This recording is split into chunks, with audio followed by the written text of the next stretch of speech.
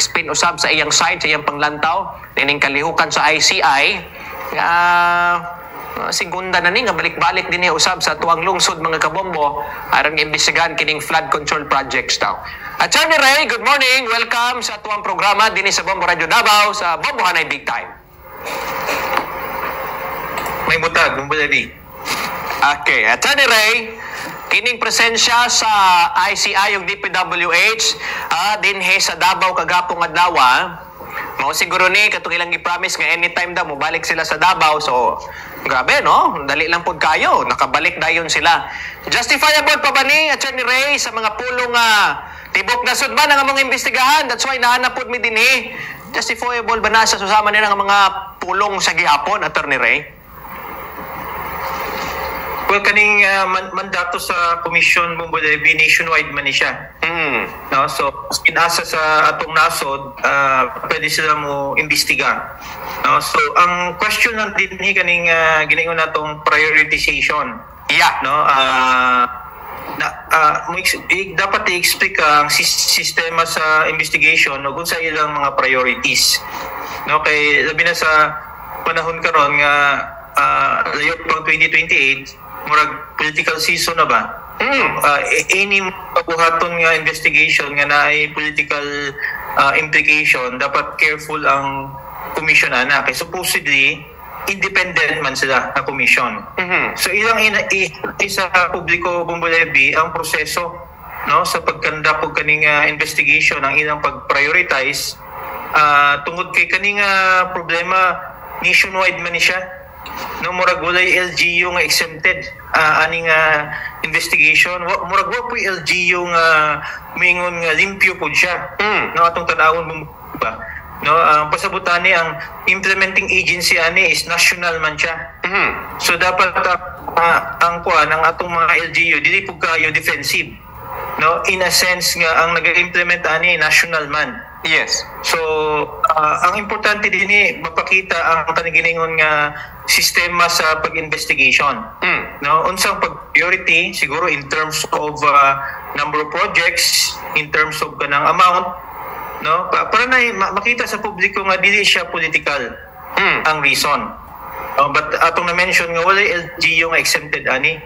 No, mas kinaasa para Batanes to Hulo, kanda og investigation tungod kay national ang scope ani. Pero kana siya i-temper na siya sa kaning giningon natong reasonableness ba no ang sistema sa pag-investigate asa sila mo prioritize asa tong dagko no asa tong gagmay tapos katong atong na-mention po sa mga previous interviews mong Levy nga katong mga ghost projects iuna na to siya. Yes, no di naman na complicated nga kuan nga maski wala eskwela balaod mong Levy wala na may ebidensya din nga pinagpakitaon. No? The mere fact na gusto siya, non-existent, pwede na ning mga, at least mga DPWH, no? Nga mga engineers, officials, no? Pati na itong dating DPWH secretary, appeal na sa pag-file sa kaso. Pabayaan na sila mo depensa na Bombo Levy as far as kaning ghost projects are concerned. Tapos ang next level, panaginingon na itong substandard. No? Kaning substandard subject po na sa kadaghanang mga dispute, no? Di na muhulat aning mga findings aning substandard. Ang katawhan nag-expect nga kaning mga ghost projects mag-una ng kaso dayon. No? Then pabayaan natin mo depensa ning mga DPWH engineers, no? Gusto nila mahimong state witness tungod kay na yung mga politiko nga involved. Nasa discretion na sa atong Department of Justice so atong ombudsman. So ang bottom line ani Bombo Levy sa trilyones nga kwarta nga gigawat no over the years, masin 5 pa na file nga kaso. No, mo nang disappointing kay din nga kung tanawon nato kanong ghost na gani na siya no non-existent. Nga di naman na complicated nga abilidad sa abogado nga mo file ang nila kaso, no kaning mga engineers nga ni-implement ang ghost project, di na sila magbukod ng maabot pa na kay Saldico, no, kay Martin Romualdez. Later na lang na siya, Bombo Levy. No, wa po ta nag-agree sa kuan kanang statement sa atong presidente nga mangita jud ka ng airtight. Nga ebidensya, no, kanang yang giningon nga airtight, wa man jud giningon nga 100% nga airtight. Yes. No, sa dating criminal cases ang level lang sa kanang ebidensya sa atong prosecutors, probable cause lang gani. No? Ika na giningon nga airtight, kanang conviction na siya sa atong husgado, no, Bumbulebi. Yes. So ang point lang din, ilang i-classify ang mga projects, no? So ang pangutana, for example, diya sa Davao, no, nga unsa ning mga projects kung let us say Davao lang, no, katungod kay mo man ilang level of investigation, unahon din ka ng mga ghost projects. May ghost project, no, ang pronouncement sa mga local officials, wala is ghost project sa Davao. No, naulit doon ang debate, substandard project. Kana taas pa na siyang cycle sa investigation, no, maabtan patag next year ana sa sa ni mangitag mga eksperto, no, sa as to substandard o dili ba ang mga proyekto, pero nabay ghost project sa Davao. Mo nang unahon pagkatapos katong ubang areas, unahon pud katong mga ghost project para makita Bumbulebi nga way pabor-pabor, no, nationwide level na naman tayo distinct sa ghost project. Unahon nato to, no, pagkatapos next substandard project, no, pagkatapos by the time kaning ghost project ginatos man ni siya, no, busy na itong mga prosecutors ani, ang next ani nga level na pud kaning mga substandard nga project na I'm sure ang Davao dili exempted. Yes, no? In fact, maskin asang LGU, mangita ta, no, maskin sa NCR, dagkag mga project nga substandard. So, mas tulo ng focus, no, sa atong ICI tungod kay lisod kayo nga i-tie up sa kanang giningon nga politika. Oo. No, the mere fact giningon nga independent sila, dapat pakita nila nga naay sistema sa pagpadagan sa investigation, naay transparency, naay proseso. No, di lang weather ba mo lupad sila, agto sila sa Buanga, Cebu, Davao, ana, no. Pakita nila sa volume sa mga gikawat nga kwarta as ito mga regions nga bugat. No, dito sila mo focus tapos unahon nila ang mga ghost project para ang kataw malipay po Bumbulebi ba, no, kasi kitag paminaw aning mga investigation wa man siya itabo nga maski filing, no, wa jud na filag mga kaning warrants of arrest, no, kaning mga engineers sa atong DPWH mo nang ginahulat sa katawhan karon pagkatapos ang atong presidente yang dugangan pa nga kinahanglan og airtight nga evidence. No? Ngayon tag Mr. President kanang ginaingon nimong airtight evidence, ghost project na ganin na no? Mo certify lang nang kuan din nga wala na existent na nga project, more than probable cause na siya nga imo lang i-file, no, sa atong mga korte. But in fairness sa atong presidente namin independent commission nga yang gi-create. So ang pressure ka Bumbulebi nasa atong independent commission actually nga ilan ng palihokon. Attorney, basin ang style din wala na nag-vary sa kini bang prioritization sa ghost or substandards. Base ang listahan dito or ang process ganator ng ICI mag-base na lang sa lugar. Base Davao City is priority. Dili dito sa ghost project is the first priority, then to be followed na ning mga substandards gani. Base per lugar na lang, Attorney Ray. Unsa imong tanaw ani? Base Davao City priority. Well, kung ang basis is kaning lugar, na justification dapat. No? Kaya giningon nga reasonable justification nga nung unahon nimo. Kay syempre nakabalo man ta Davao opposition, no? So kung unahon na ang kaning area nga opposition, mag-create of doubt. Yan. Pero kung unahon ghost project pagkatapos imo nang itahi, no, sa kuan sa kaning prioritization murag dali kay itulon, no, ma-stop sa katawhan tungod kay ghost siya no. Pero kung buhaton na ito murag kuridas ba Bumbulebi, substandard project tapos dugangan pa ning lugar, murag posible nga subject to kaning abuse o kaning arbitrariness ba, nga whether pili ka, no, unless sila nang ma-justify nga nung unahon nila ang for example Davao, no. Pero kana siya matali na siya kung imo nang imong itahi, no, idungan nimo sa kanang giningon ni substandard. So Una to siguro atong suggestion sa ICI, no, daghan man mga may laki din ha, no, mga abogado nila, advisors. Unahon na ang kuan ghost project. Oo. No, kung ng ghost project di mahuman aning November Bumbo Levy, na-file na siya. No, pila ka gatos, pila ka billion nga worth nga mga kaso na file nationwide, daghan nagna-aresto. No, siguro ginatos nang na-aresto mo nang ginahulat sa katawhan Bumbo Levy, no. Di man na siya sa ni kanang giningon natong muhulat patag ideal situation nga airtight nimo. No, so hinaot mabot na sila Bumbo Levy ba kana nang suggestion tungod kay dapat din nila na idungan, no, kanang substandard o GOS. Dapat kaning GOS Bumbo Levy, no, matakabalo basi matingala ta pila ka bilyon ni, no, mga GOS project.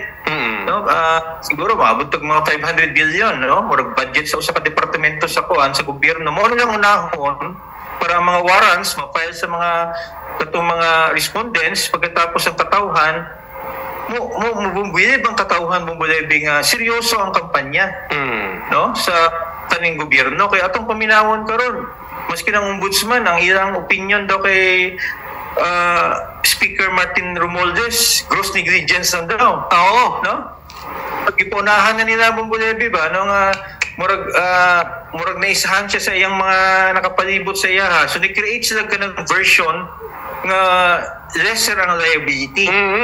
No, suppose mastermind. No, murag duwaan lang ang ilang sistema Bumbo Levy ba no? Suppose negligent lang daw siya.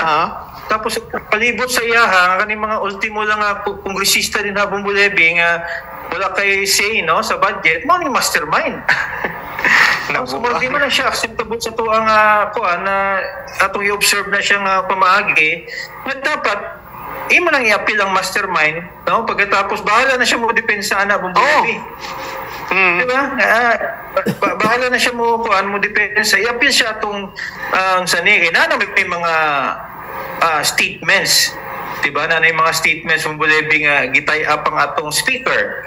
No nga nung karon mingon atong ombudsman nga negligence na gross negligence na daw. So dapat ani atong mga investigatory bodies di sila mo hatag og kanang pauna nga statement. Mao. Nga mo doubt ngayon lang ginasalbar ang atong ang mastermind, no, sa kaning corruption sa gobyerno. Nahimong may pa-mind conditioning sila, Attorney Ray. Bueno, sa ulahing punto, Attorney Ray, ang presensya sa usa ka personahe nga dapat resign naman ni siya, gisaway karon, especially sa mga Dabawenyo, no? Pero dili lang po ni Dabawenyo, pero nakasilip po sila ba? You're already resigned last September 26 pa. Gi-aprobahan ni PBBM, gituboy si Azurin.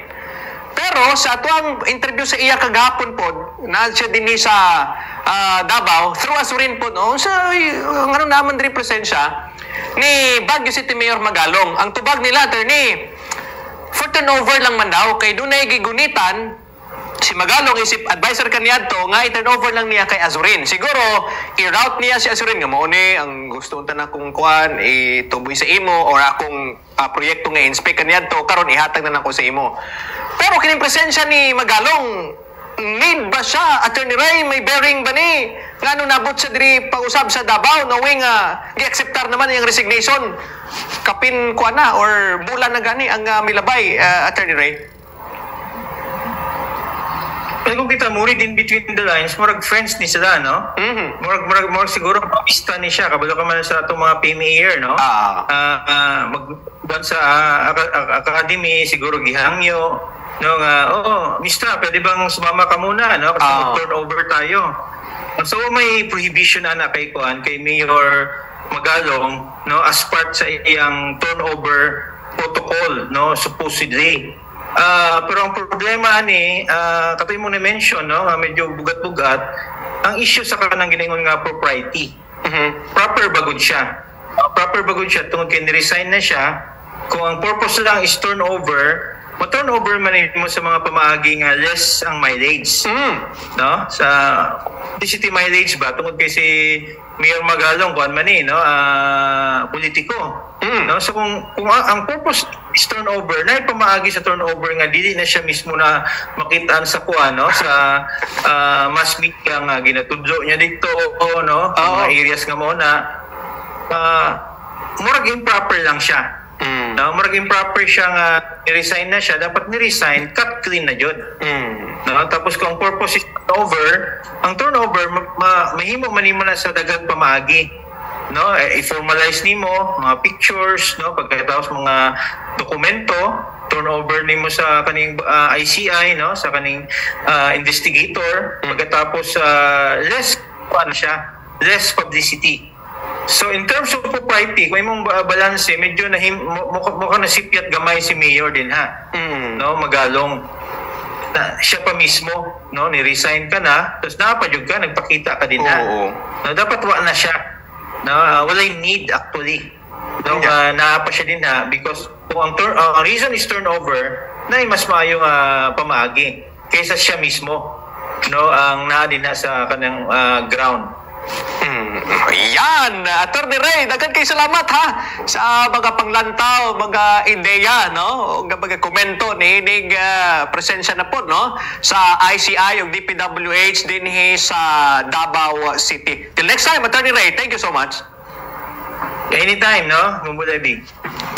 Si Attorney Ray Cartuhan, mga kabombo, sa kabanggitang abogado na imuusap siyempre may punto analista siyempre, no, sa iskutadang politika this time sa CEO sa Cartuhano and Vera Law Office, no, kini siyang abogaduhan, mga kabombo, sikang daghanag mga expertise, no, sa iskutadang mga taxes diha, sa iskutadang mga royalties, mga kabombo, mga korporasyon, okay, eksperto, no, of course, grabe na pod kadugay bitaw sa profesyon, no, that's why nga na pod, no, na shape siyempre sa mga eksperyensya sa tong